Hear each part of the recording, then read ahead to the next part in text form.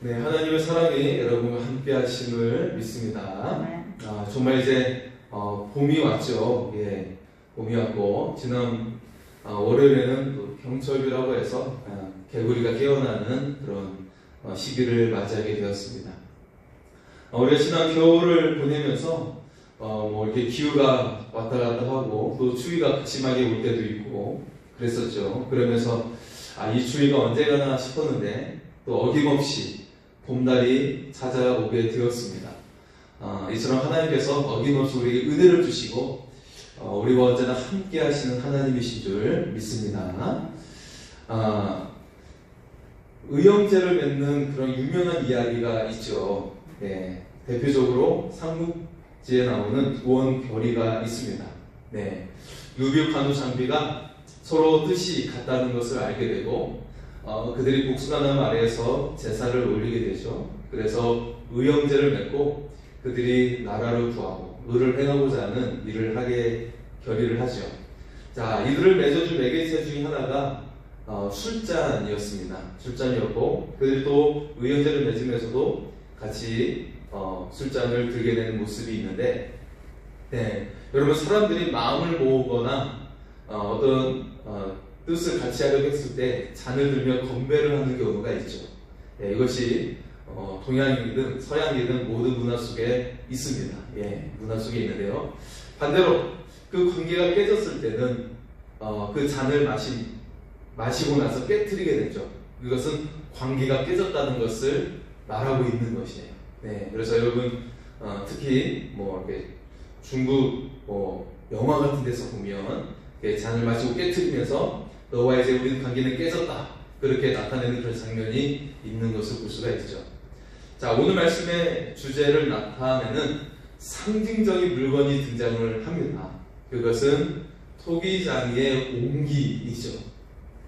자, 옹기는 입구가 작은 항아리라고 볼 수가 있어요. 예, 그래서 물건을 그 안에 넣게 되는데, 자, 이 옹기를 깨트림으로 하나님께서 유다 백성을 버린다는 것을 보여주고 있는 것이죠. 내가 유다를 버린다, 그렇게 상징적으로 보여주고 있어요. 너무나도 안타까운 모습이죠. 여기서 주목해야 할 것이 있는데 그것은 깨트려질 자리에서 돌아서라는 것이에요. 그 깨트려질 자리에서 돌아서라는 거예요. 아직 마지막 기회가 있음을 또 암시하고 있죠. 자, 앞에 예레미야 18장의 말씀을 지난주에 보았는데, 여기 보면 하나님은 유다에게 분명하게 지시한 내용이 두 가지가 있었어요. 두 가지를 지시했었는데 그것은 첫째, 악한 길에서 돌아서라. 이고 두 번째는 너희의 길과 행위를 아름답게 하라 였습니다. 이 두 가지를 지시했어요. 악한 길에서 돌아서라, 너의 길과 행위를 아름답게 하라, 이것을 지시했는데 하나님께서 정말 우리에게 원하시는 것이 있죠. 그것은 우리가 아름다운 삶이 되기를 원하신다는 거예요. 그런데 이 말을 전하는 예레미야를 향해서 이 유다 백성들이 내가 이제 너를 죽이겠다, 그렇게 이야기를 하는 것이죠. 자, 하지만 하나님은 이 옹기를 깨뜨리면서 유다의 운명을 말씀하고 있습니다. 오늘 말씀의 제목은 깨뜨려질 자리에서 돌아서라입니다. 하나님의 마음은 깨뜨려질 자리에서 우리가 돌아서기를 원하는 것이에요. 그냥 그대로 해서 그 인생이 망하고 고통 가운데 거하는 것이 아니라, 나락으로 떨어지는 것이 아니라, 그 깨뜨려질 자리에서 돌아서기를 원하는 것이 하나님의 마음입니다. 하나님과의 관계가 회복되어지고 그래서 인생이 회복되어지기를 원하고 계세요. 지금 내 인생에 문제가 있다면 우리가 깨어질 자리에서 돌아설 수 있기를 소원합니다. 하나님의 손에 들려서 아름다운 인생이 되기를 원합니다. 하나님의 그 사랑의 품에 거하는 은혜로운 삶이 되기를 소원합니다. 우리가 이 사순절을 보내고 있는데요, 우리를 구원하시기 위해 오신 그 주님, 예수님 안에 거하는 생명의 삶이 될 수 있기를 소원합니다. 자, 먼저 하나님은 우상 숭배에 대해서 심판하겠다고 말씀을 하고 있어요. 1절과 2절의 말씀입니다. 1절과 2절입니다. 여호와께서 이와 같이 말씀하시되 가서 토기장의 옹기를 사고 백성의 어른들과 제사장의 어른 몇 사람과 하시드 문 어귀 곁에 있는 흰놈의 아들의 골짜기로 가서 거기서 내가 내게 이런 말을 선포하며. 자, 하나님 이제 예레미야를 통해서 지금 앞에서 이 하나님의 말씀을 전했던 너희의 그 멸망 가운데 돌이키라 아름다운 길로 행하라 라고 전했던 이 예레미야에게 유다 백성들 가운데 예레미야를 죽이겠다고 한 사람이 나왔죠. 네. 그런 상황 속에서 하나님께서 말씀하고 계시는 거예요. 그래서 유다의 제사장과 백성들의 어른들을 앞으로 오게 하라. 예, 그들을 오게 하라 말씀하고 있는 것이죠. 여기서 지명이 등장합니다. 자, 지명이 등장하는데 하시드라는 지명인데요. 하시드는 역시 옹기라는 뜻을 가지고 있는 문이에요. 옹기라는 뜻을 가지고 있어요. 자, 그래서 이 하시드 문은 흰놈의 골짜기에서 가까운 그런 예루살렘의 문을 가리키고 있는 거예요. 예, 예루살렘에 뭐 동문도 있고 이렇게 바늘 문도 있고 그런 문이 있지만 그 가운데 흰놈의 골짜기에 가까운 문이 하시드 문이라는 것이죠. 그 뜻의 이름이 옹기라는 뜻을 가지고 있어요. 네. 자, 그런데 이 흰놈의 골짜기 또는 흰놈의 아들들의 골짜기라고도 불리는데요. 이 예루살렘의 서쪽에서 남쪽으로 위치한 골짜기에 있습니다. 예. 자, 흰놈이라는 사람이 소유를 했다가 이제 그 아들들에게 물려주어서 흰놈의 아들들의 골짜기라고 불려지고 있죠. 흰놈에는 상징적인 의미가 있어요. 네. 자, 그 이름이 애곡과 통곡이라는 그 뜻으로 불려지게 되죠. 왜냐하면 흰놈의 골짜기에는 수많은 애곡하는 사람들이 등장을 했기 때문에 그래요. 그래서 애곡의 골짜기라는 별명을 가지고 있어요. 왜냐하면 이곳에서 자, 유다 북왕국 이스라엘은 지금 멸망한 상태죠. 이제 남왕국 유다가 남았지만 유다도 사실 신실했던 왕이 등장했을 때를 제외하고는 많은 사람들이 산당에서 우상을 섬겼어요. 예, 아무리 종교개혁을 일으키고 하나님 앞에서 신실하게 그런 신앙운동을 일으켰던 왕들이 등장했을 때도 많은 백성들 가운데서는 우상 숭배를 했었던 자들이 있었습니다. 예, 마치 우리나라가 큰 부흥을 일으켰지만 그럼에도 불구하고 어때요? 여러분, 뭐 계룡산이랄지 좀 유명한 산지에 가보면 미신을 섬기고 또 뭐 대구에 있는 뭐 팔공산이랄지 그런 데서는 굉장히 그 절의 세력이 강한 그런 모습이 오랫동안 유지되고 있었잖아요. 마찬가지로 남왕국 유다가 하나님을 섬기는 나라가 되고자 했지만 그리고 뭐 왕들에 의해서 종교개혁도 일으키고 그런 일들이 있었지만 하지만 그럼에도 불구하고 우상을 섬기는 자들이 있었던 것이죠.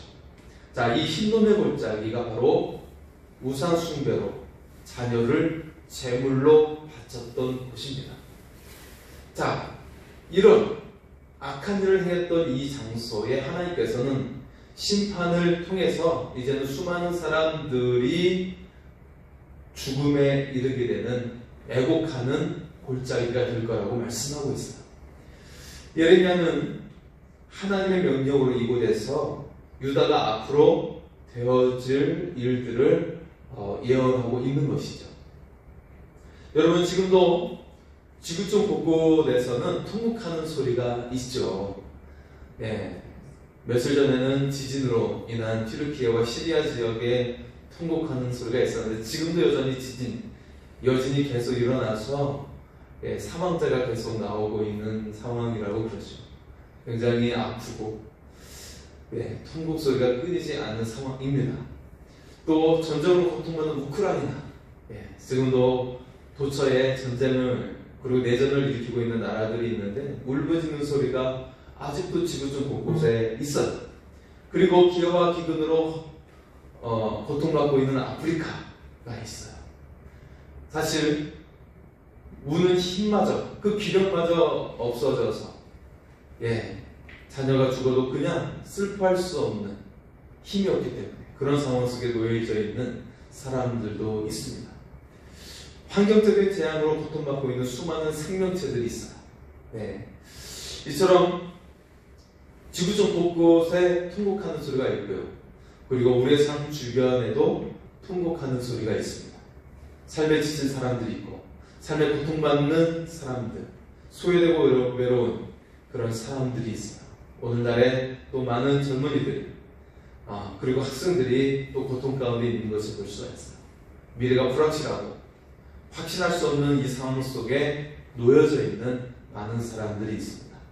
자, 이런 통곡 소리가 그들의 잘못 때문이 아니라 인간 사회 자체가 하나님을 떠났기 때문이에요.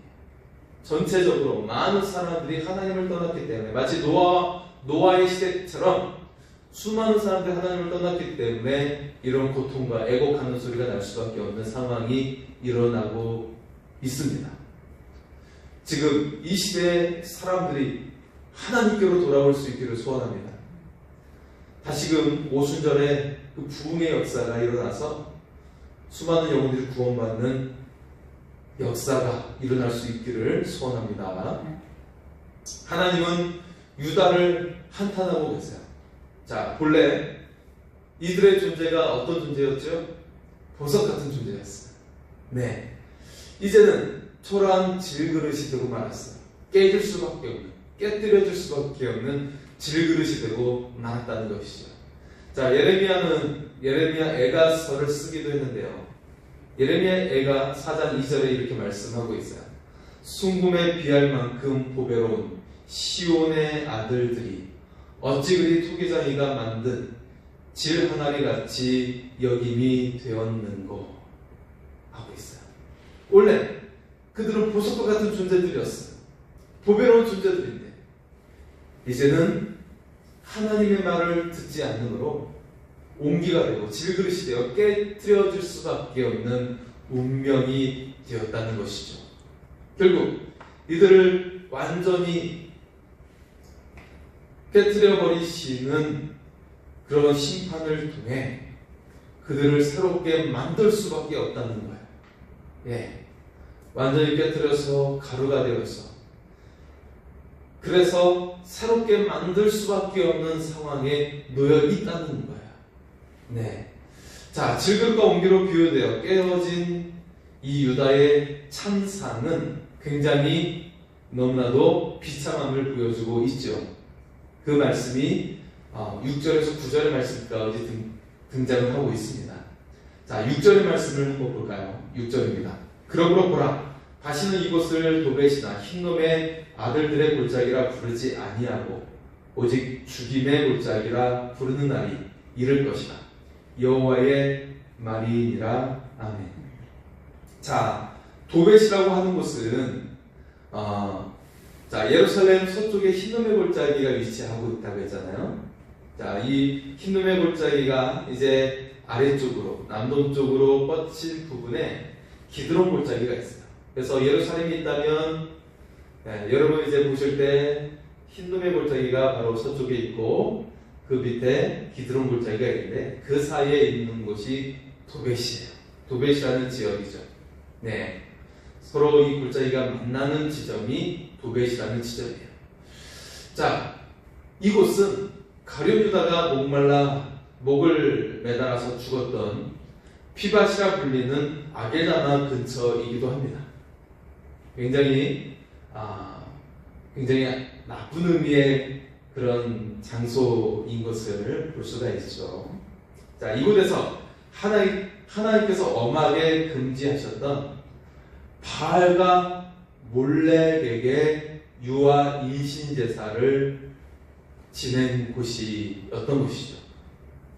하나님의 진노를 일으키는 폐역의 상징이 바로 이 도벳이라는 지역이었어요. 우상에게 자녀를 바쳤던 곳. 예. 자, 하나님은 모세를 통해서 우리에게 명령하셨죠. 레위기 18장 21절에 너는 결단코 자녀를 몰렉에게 주어 불로 통과하게 함으로 내 하나님의 이름을 욕되게 하지 말라. 나는 여호와이니라. 아멘. 자, 유다의 왕들 가운데서 보면 이 우상 숭배에 빠져서 자녀를 몰렉에게 바쳤던 자들이 있었어요. 예, 뭐 북왕국 이스라엘 말할 것도 없고요. 남왕국 유다에도 그래도 하나님께서 다윗의 후손이라고 해서 마음을 주었던 유다의 왕들, 그들 가운데 그런 인신제사를 했던 왕이 있었죠. 아하스 왕과 므낫세 왕과 그리고 지금 예레미야가 살고 있는 여호야kim 시대, 예, 그런 일들이 있었다는 거예요. 네. 자, 이제는 하나님께서는 너희 자녀들을 우상 숭배로 바쳤던 이 도벳에 이제는 매장할 자리가 없을 만큼 너희의 시체가 쌓이게 하겠다고 말씀하고 있어요. 그리고 이 성읍이 도벳과 같이 될 것이라고 말씀하고 있는 것이죠. 예루살렘을 향해 말씀하고 있는 거예요. 예루살렘이 너희들이 그 우상에 의해 자녀를 바쳤던 도벳처럼 너희의 성읍이 그렇게 될 것이다. 시체를 매장하는 곳이 될 것이다. 죽음의 자리가 될 것이라고 말씀하고 있는 것이죠. 우상에게 제사를 지내느라 쉴 새 없이 불을 태우던 골짜기, 이 흰놈의 골짜기. 그래서 신약 시대에는 흰놈이라는 이 이름을 개 흰놈이라고 부르고 있어요. 자, 개 흰놈인데 이것을 이제 그 시대에는 이제 로마가 지배했기 때문에 신약 시대에 헬라어를 쓰게 되죠. 그래서 그 음역이 개 엔나로 불려지는데요. 이 개 엔나는 영어로는 지옥을 의미하는 헬이 됩니다. 지옥을 의미하는 헬로 되는 거예요. 자, 그래서 우리 예수님은 마가복음 9장 43절에 이렇게 말씀을 하셨는데 이 단어를 사용하고 계세요. 만일 내 손이 너를 범죄하게 하거든 찍어버리라. 장애인으로 영생에 들어가는 것이 두 손을 가지고 지옥 곧 꺼지지 않는 불에 들어가는 것보다 나으니라. 더 이상 흰놈의 골짜기가 아니에요. 이제 그곳은 예수님께서도 말씀하셨던 게 엔나, 곧 지옥의 상징이 되었던 것이에요. 자, 예수님 시대에도 이제 예수님을 핍박해서 예수님을 죽였던 유대인들, 그들이 어떻게 됩니까? 얼마 지나지 않아 다시금 로마에 의해서 그들이 고통을 받고 그들이 로마에 의해서 대항하다가 많은 사람들이 죽임을 당하는 일들이 일어나게 되죠. 네. 자, 이제 이 예레미야를 통해서 주시는 이 말씀, 우상의 제물로 헛되이 죽이던 너희의 아들과 딸들이 너희의 그 자녀들의 살을 너희가 스스로 먹게 될 것이다. 그리고 너희의 시체 또한 공중의 새들에 의해서 먹히게 될 것이다. 라고 오늘 말씀을 하고 있습니다. 이 하나님이 내리시는 재앙이 지나가던 사람들조차도 놀라게 되었다는 거예요.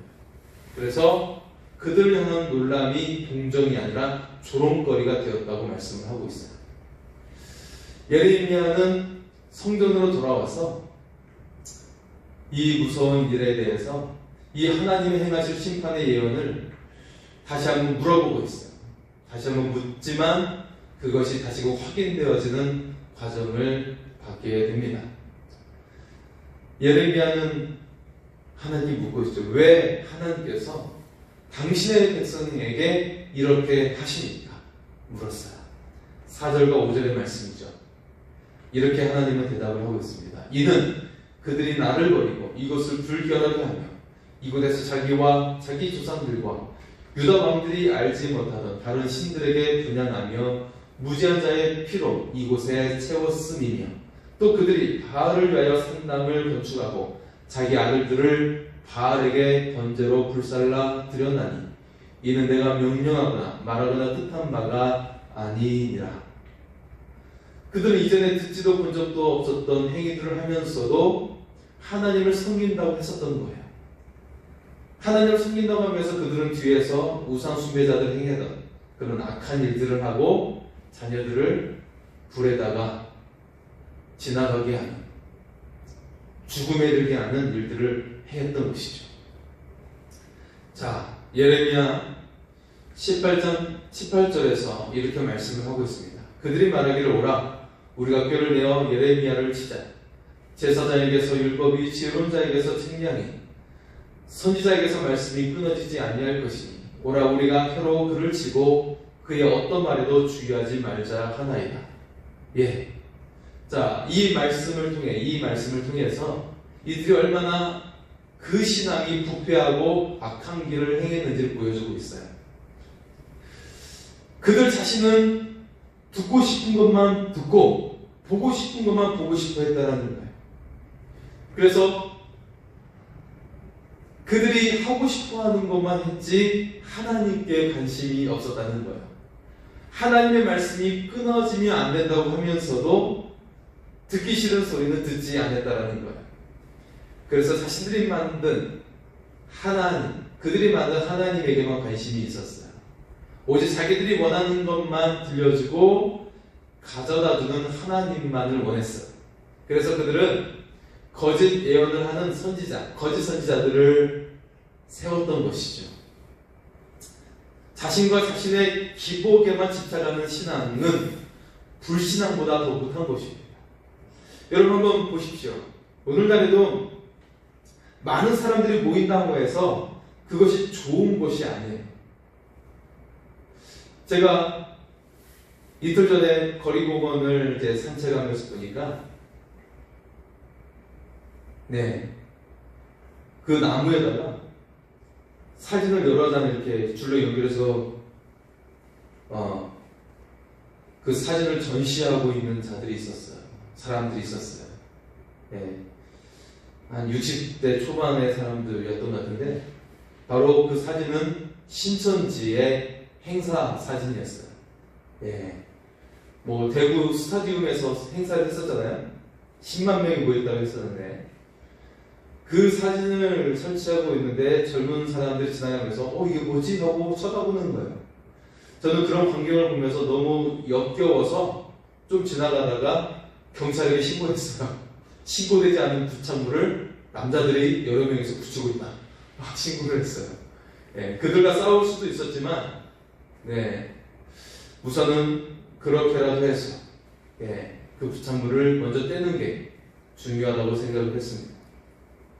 여러분, 사람들이 많이 모인다고 해서 거기가 진리가 아니라는 거예요. 오직 예수님께만 생명이 있고 진리 되심을 믿을 수 있기를 소원합니다. 또 많이 모이는 교회라고 해서 거기에 진정한 진리가 아니라는 거예요. 그 말은 무슨 뜻이냐면 오늘 유다인들의 대부분의 사람들이 자기가 원하는 하나님만 추구하고 진정한 하나님을 구하지 않았던 것처럼 거짓 선지자를 세워서 그들이 추구하고자 하는 것만을 원했던 그 기복신앙, 그런 모습들, 거기에는 하나님이 계시지 않는다는 것을 보여주고 있어요. 그때가 바로 예레미야 시대 때였어요. 하나님께서 말씀하시는 불편한 말씀을 들으려 하지 아니하고 그들이 원하는 말만 증거하는 거짓 선지자의 말을 들었다라는 거예요. 그래서 그들을 환호하고 박수치면서 최고라고 하고 물질을 바치고 했다라는 것이죠. 그 말씀을 예레미야를 통해 우리에게 주시는 말씀이에요. 그들은 하나님을 섬기려고 하면서 이방신을 쫓는 온갖 우상 숭배의 행위들을 행하는 일들을 했다는 것이죠. 정작 하나님의 말씀은 듣지 않았다는 거예요. 이런 유다를 하나님은 완전히 깨어버리시는 심판을 통해 새롭게 하시겠다는 거예요. 이 심판 없이는 그들이 돌이키지 않기 때문에 더 이상 용서받을 수 없는 죄인이 되어버렸다고 말씀하고 있습니다. 여러분, 오늘날 우리가 오직 하나님의 모든 말씀을 사랑할 수 있기를 소원합니다. 때때로 그 말씀이 나를 불편하게 할 수 있고, 그리고 그 말씀이 내가 원하지 않는 말씀이 될 수도 있어요. 그럼에도 불구하고 그 하나님의 말씀이 우리를 생명길로 인도하시고 진정한 천국 시민이 되게 한다는 것을 믿으며 말씀을 사모하는 사람이 되기를 소원합니다. 자, 오늘 말씀 가운데 예레미야는 반복적으로 유다의 심판을 경고하고 있었죠. 그런데 유다는 돌이키지 않고 오히려 이제 예레미야를 죽이려고 했었다는 것이죠. 하나님은 그들이 이해하기 쉽도록 실제로 많이 사용하는 물건을 가지고 교훈을 주시고 계세요. 예, 여러분은 평상시에 어떤 물건을 많이 사용하죠? 여러분이 자주 사용하는 그릇들이 있죠? 예, 자주 사용하는 그릇이 있을 거예요. 유다인들도 자주 사용하는 물건이 있었고 그릇이 있었는데 그것이 바로 오늘 말씀 가운데 등장하는 것이죠. 자, 10절과 11절의 말씀을 보겠습니다. 10절과 11절입니다. 너는 함께 가는 자의 목전에서 그 온기를 깨뜨리고 그들에게 이르기를 만군의 여호와께서 이와 같이 말씀하시되 사람이 토기장의 그릇을 한번 깨뜨리면 다시 완전하게 할 수 없나니 이와 같이 내가 이 백성과 이 성읍을 무너뜨리니 도벳에 매장할 자리가 없을 만큼 매장하리라. 아멘. 하나님은 예레미야에게 그들에게 놀랄만한 행동을 하게 합니다. 그것은 함께 간 자들이 보는 앞에서 온기를 깨뜨리는 거예요.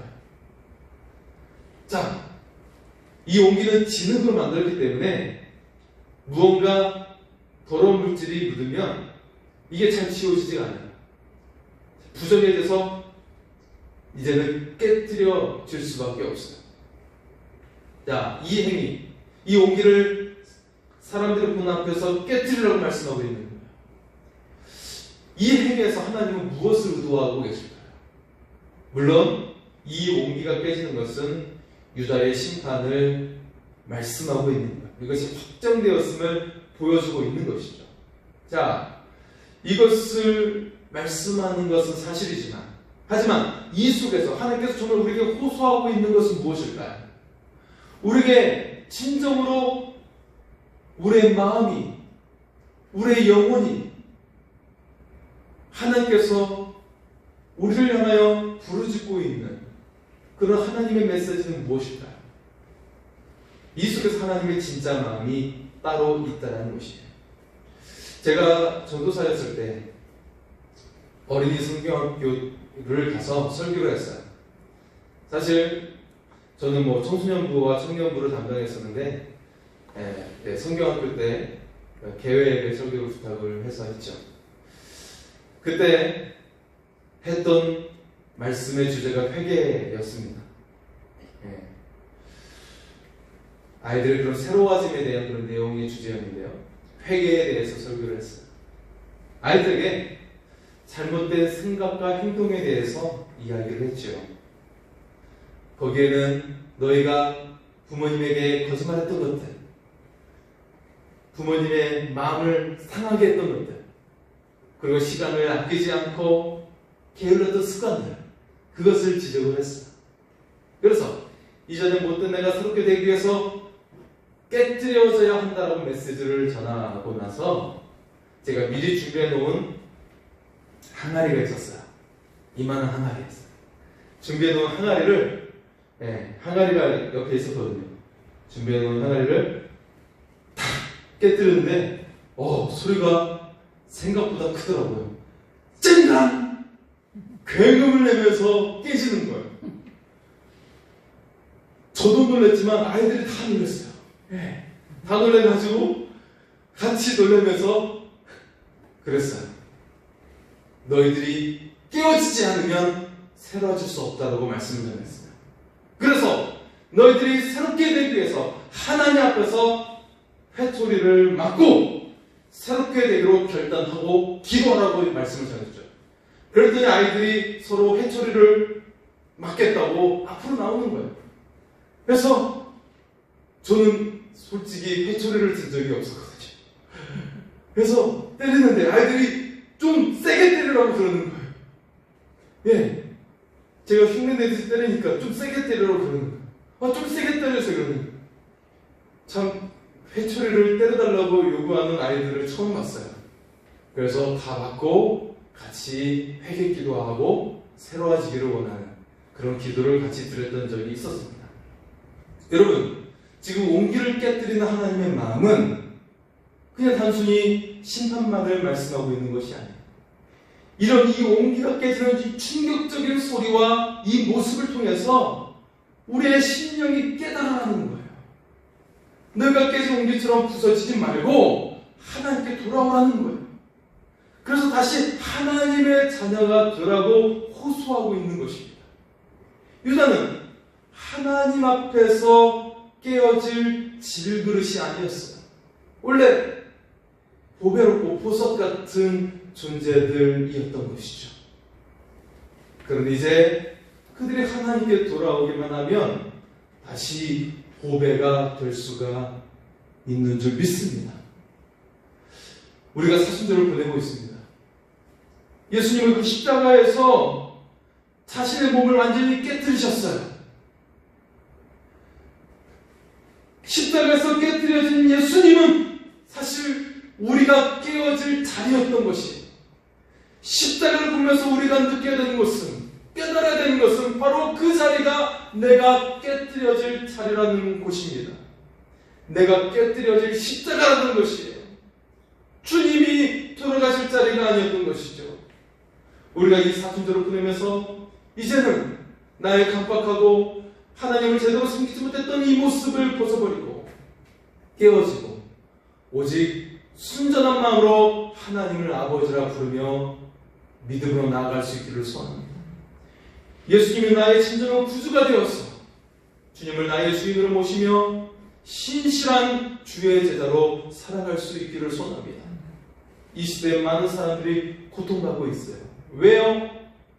물질이 없어서가 아니고 일이 잘 안 돼서가 아니라 미래가 불투명해서가 아니라 그들에게 하나님이 계시지 않기 때문에 영적 고아 상태이기 때문에 그들이 고통 가운데 있는 것입니다.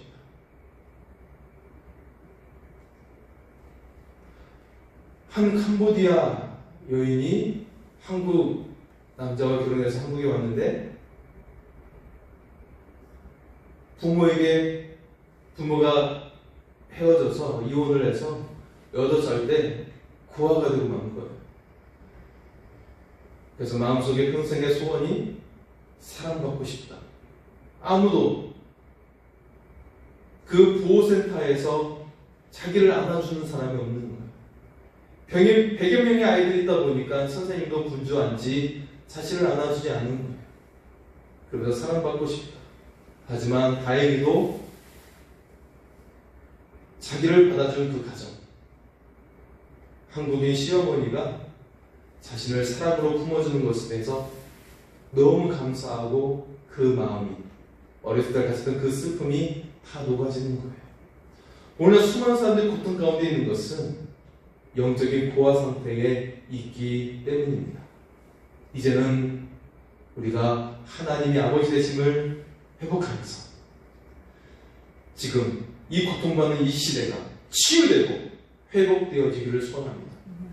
이 사순절에 또 다가오는 불활절을 통해서 잃어버린 영혼들이 하나님께로 회복되어지는 은혜의 역사가 일어나기를 소원합니다.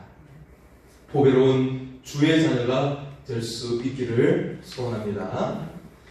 이 시간 우리와 함께 하신 하나님을 고백하며 찬양하겠습니다. 나의 등 뒤에서 같이 찬양